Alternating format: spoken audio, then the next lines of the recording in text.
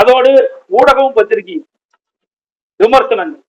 அதிமுக கூட்டணி பலம் இல்ல, திமுக கூட்டணி பலம் அதிகம், இந்தியா கூட்டணி பலம் அதிகம், அங்கே இருக்கின்ற பிரதமர் வேட்பாளர் யார் என்று குறிப்பிடவில்லை.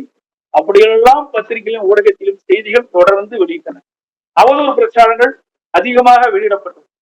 விவாத மேடையில் அனைத்து இந்திய அண்ணா திராவிட முன்னேற்ற கழகத்தை பற்றி இல்லாதையும் பொல்லாதையும் மக்களிடத்தில் ஒரு குழப்பத்தை உருவாக்கின்ற விதமாக இந்த தேர்தல் பற்றியெல்லாம் கையாண்டார்கள் எதிரிகள். இவ்வளவுக்கு இடையில அனைத்து இந்திய அண்ணா திராவிட முன்னேற்ற கழகம் இந்த தேர்தலை சந்தித்து 2019 நாடாளுமன்ற தேர்தலில் பெற்ற வாக்குகளை விட 1% வாக்குகள் கூடுதலாக பெற்றது. இது அதிமுக கிடைத்த மிகப்பெரிய வெற்றியாக நாங்கள் பார்க்கிறோம். எவ்வளவு பிரச்சனைக்கு இடையிலையும் மத்தியில ஆட்சி அதிகாரத்தில் இருக்கின்றவர்கள் பிரச்சாரத்தில் மேற்கொண்டார்கள், மாநிலத்தில் இருக்கின்ற ஆட்சி அதிகாரத்தில் இருக்கின்ற பிரச்சாரத்தில் ஈடுபட்டார்கள். அதோடு ஊடகங்கள் பத்திரிகைகள் எந்த ஒரு ஆதரவும் இல்லாத இந்த சூழ்நிலையிலே இந்திய அண்ணா திராவிட முன்னேற்ற கழகம் கூட்டணி சிறப்பான முறையில் பணியாற்றி அனைத்து இந்திய அண்ணா திராவிட முன்னேற்ற கழகம் கடந்த 2019 நாடாளுமன்ற தேர்தல் பெற்ற வாக்குகளை விட 2024 நாடாளுமன்ற தேர்தலிலே அதிகமான வாக்குகளை பெற்று இருக்கிறது என்பதை மகிழ்ச்சியுடன் இந்த நேரத்தில் தெரிவிக்கிறேன். அதே போல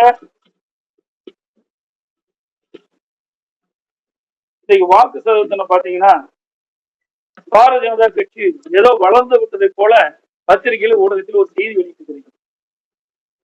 2014 பாரதிய ஜனதா தலைமையில் ஒரு கூட்டணி அமைக்கப்பட்டது. அந்த கூட்டணியில் இப்ப இருக்கின்ற பெரும்பாலான கட்சிகள் இடம்பெற்றன. அப்பொழுது அவர்கள் 18.80 வாக்குகள் பெற்றார்கள். 2024 இப்பொழுது அந்த கூட்டணி பெற்ற வாக்குகள் 18.28 வாக்குகள், குறைவு 0.62% வாக்குகள் குறைவாகத்தான் பெற்றுட்டாங்க. பாஜக கூட்டணி அதிக வாக்குகளை பெற்றதாக செய்தியிலும் ஊடகத்திலும் தவறான செய்தியை பரப்பி வருவது வருத்தம் அளிக்கும்.